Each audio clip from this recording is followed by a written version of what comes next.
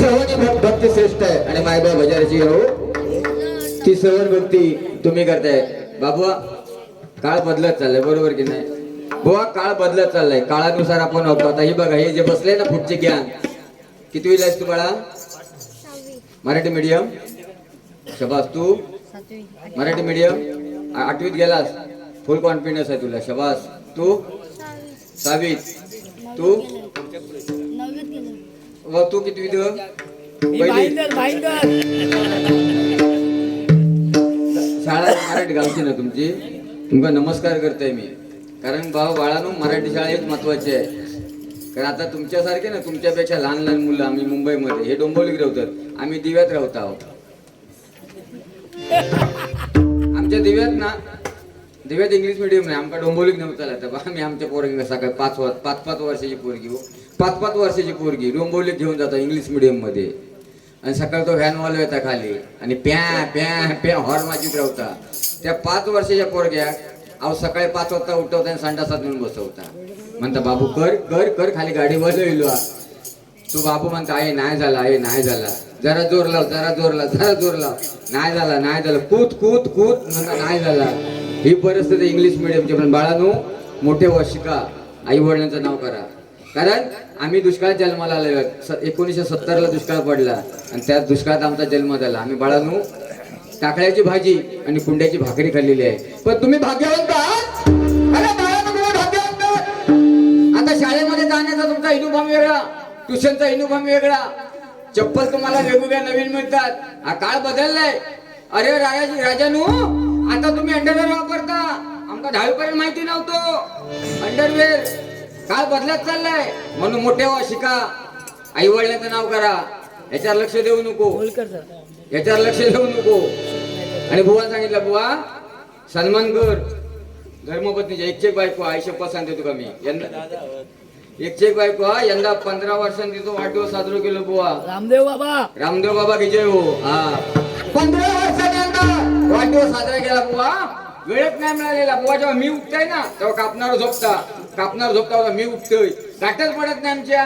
काय करू काय मी त्या बुवा? मोठेपण नाही सांगत. यंदा वाढदिवस साजरा केला 15 वर्षाने. घरभर फुला टाकलंय, चाळीवर फुला टाकल्याने वाढदिवस साजरा केलंय. आणि अशा बुवांका जोडप्यान बोलवलं होतं सगळ्यांका. या म्हटलं माझ्या वाढदिवसाला, म्हटलं माझ्या माघारीचा वाढदिवस 15 वर्षांनी म्हटलं वाढदिवस साजरा करतोय. सगळे घरभर फुला बघून बऱ्याचशा लोकांना आनंद झाला. पण त्याच्यात एक जोडपा होता तर जाताना भांडतच जात होता. हो ते बघा म्हणा पेडणेकर बुवा त्यांना प्लीज कापूक येळ नाही. पण आपल्या बायकोचा वाढदिवस घरभर फुला टाकून साजरा केला नाही. तर तो म्हणता गो त्याच्यात मोठेपण काय त्याचा? पेडणेकर बुवा तो फुलाचा धंदो. म्हणून म्हणा त्यांना घरभर फुलं टाकला. तू कशा म्हणा भांडतो? नाही म्हणा त्याका म्हणता केस कापूक येळ नाही. पण वाढदिवस म्हणा आपल्या बायकोचा झोकात केला तो. आणि तुम्ही म्हणा मेले म्हणा तुमचं 8-10 वर्ष म्हणा संसार चालवतो वडतोय. पण तुम्ही म्हणा असो केव्हाच माझा वाढदिवस साजरा केलाच नाही. आबाच्या हदलावडं म्हणता केक आणतास तुम्ही आणि म्हणता माझा वाढदिवस साजरा करतात. तो बायको समजवता गो गप भांडू नको. त्याचा फुलाचा धंदो म्हणून त्याने वाढदिवस साजरा केला. त्यात मोठेपण काय झाला? आपला धंदो कसला माहिती आहे ना? आपला धंदो मिरचीचा. करूया का म्हणता वाढदिवस साजरा? असा प्रारब्धाचा विषय आहे तो. आवाज बसला मलाही माहिती आहे. तुम्हाला 1 तारखेपासून कार्यक्रम आहे, तो आवाज सुटणार, त्याच्याबद्दल वाद नाही. पण बुवा कसं आहे माहितीये, काळ बदलत चाललाय हो. प्रभू राम बघा त्यावेळी बुवाने मला सुंदर सांगितलं की 4 भाऊ 14 वर्ष लक्ष्मणाने न अन्न पाणी पिता, न अन्न खाता किंवा पाणी न पिता प्रभू रामचंद्राची सेवा केली. आणि भरताने भावाची पादुका गादीवरती देऊन 14 वर्ष सेवा केली नाही का? बघा प्रभू रामचंद्र ज्यावेळी 14 वर्ष अयोध्येतून निघाले, वनामध्ये निघाले, तेव्हा अयोध्या नगरी सर्व प्रभू रामचंद्रांना गावाच्या वेशीपर्यंत बुवा सोडायला आली होती नाही का? प्रभू रामचंद्रांना गावाच्या वेशीपर्यंत सर्व सोडायला आले होते. एक रात्र प्रभू रामचंद्राने गावच्या वेशीवरती काढली. गाववाल्याने समजावलं. तेव्हा प्रभू रामचंद्र बोलले की बाबांनो, नर आणि नारी तुम्ही घरी जा. माझ्या प्रारब्धामध्ये 14 वर्ष वनवास लिहिलेला आहे, तो मी भोगून येतो. सर्व एक रात्र त्या ठिकाणी थांबले. 14 वर्ष वनामध्ये निघून गेले 14 वर्षासाठी. आणि प्रभू रामचंद्र वनात गेल्याच्या नंतर 14 वर्षाने प्रभू रामचंद्र वनवास भोगून आले तेव्हा बघतात तर काय काही लोक पुन्हा त्या गावाच्या वेशीवर ते थांबलेले होते. भगवंताने विचारलं, अरे मी 14 वर्षापूर्वी तुम्हाला सांगितलं होतं की तुम्ही घरी जा म्हणून, पण तुम्ही काय इथे करताय? तेव्हा ते लोक काय बोलले, देवा तुम्ही काय बोललात? नर आणि नारी घरी जा. जे नर आणि नारी होते ते घरी गेले. आम्ही म्हणतो ना धड नारी ना धड नर, आम्ही म्हणतो तृतीय पंथ. तेव्हा भगवंत रामाने त्यांना एक वरदान दिलं की ह्याच्या पुढे तुम्ही ज्याला आशीर्वाद द्याल, जे तुमच्या मुखातून निघेल ते सत्य ठरेल. म्हणून बघा, तृतीय पंथाने जर आपल्याला आशीर्वाद दिला ना, तो फळाला येतो. कारण ते आहे प्रभू रामचंद्राचा त्याला ह्या वरदान कोणाचा? रामदेव बाबाचा वरदान आहे. मगाशी एक जण बघत होत, रामदेव बाबा गोल्डन मॅन सोनू सोनू रे बाबा, सगळा सोनाचा गाव हे काढून घे. देणार देणार नक्की देणार. आता या काय मोठा ना मोठा चपटा का दे, सगळे उद्या केस कापून येते बघ. आणि भाऊ मला सांगतं हरी हरी हरी मी घेते. आणि आता तुम्ही किती वर्ष घासचा गळत असो याकर आपला झाकून ठेवायचा. माकड काय म्हणता, माझीच लाल, पण त्याका माहित नाही खांदी बसून बसून घासून घासून घासून घासून झालेली असतं. अरे भाऊ हे काय शाला घेऊन मला. आता काल आमच्या एक मुंबईमध्ये परवा लग्न झालं 25 एप्रिलला, आणि परवाच्या रोज सून गावाला आली मुंबईची. काय तिला गावाचा काय माहिती नाही. सून गावा गेली, मुंबईत लग्न केलेला. त्या सासू काय म्हणता, सुनबाय म्हणता वाड्यात जा, आणि म्हणता म्हशीक म्हणता गवत घालून ये. तिका वाडो पण माहित नाही, म्हस कशा म्हणतात ताई माहित नाही. आणि त्या म्हशीन रातभर रवतो ना तोंडात हो फेस काढला म्हणतो, असं डर डरून फेस इलेलो तोंडात. आणि ती मुंबईची सून इली गोठ्याच्या दारात गेली, वाकवून बोला गोठ्यात पुन्हा पाठी इली. सासू विचारता, सुनबाई म्हणता म्हशी गावात घेतलं नाही म्हणता. ती म्हणता अजून कॉलगेट करता.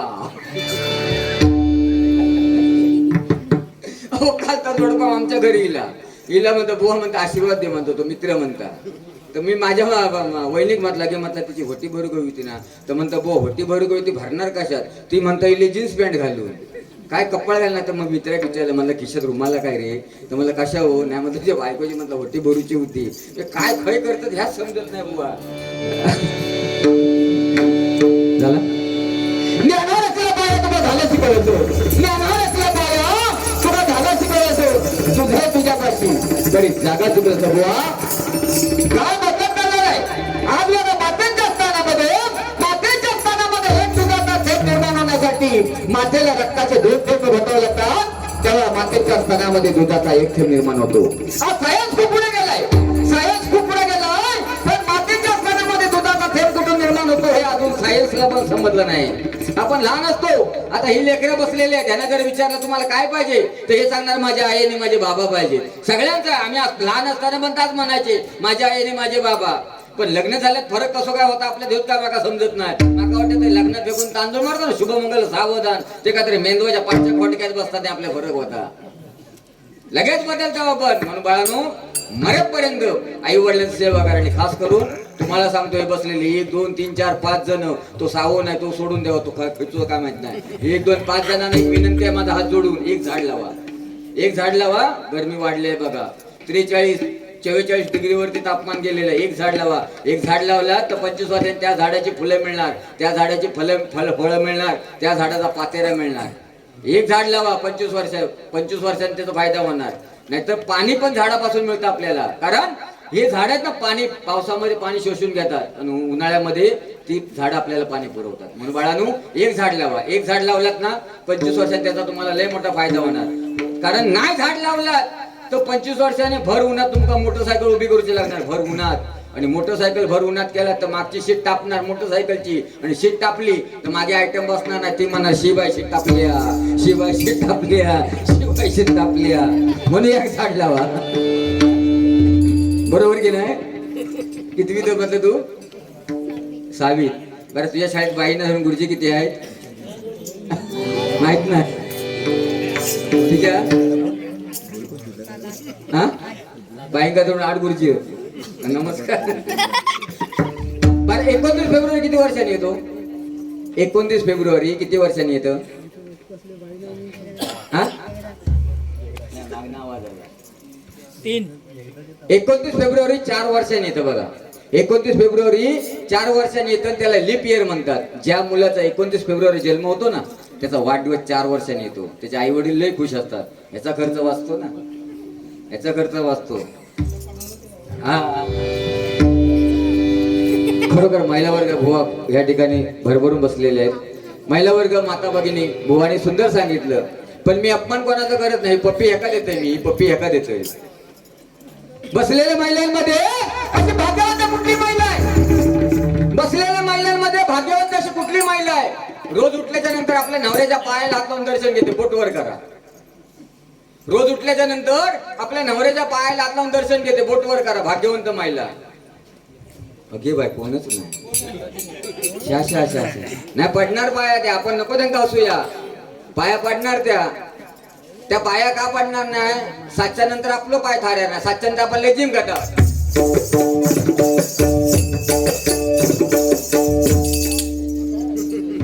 कशा पाया पडतील? 7च्या नंतर आपलं पाय थाऱ्या राहू ना. रूपाचा बंद होतो या ठिकाणी.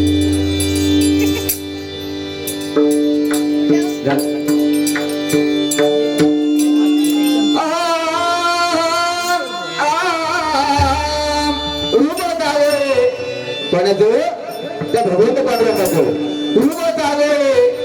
रूप जावळे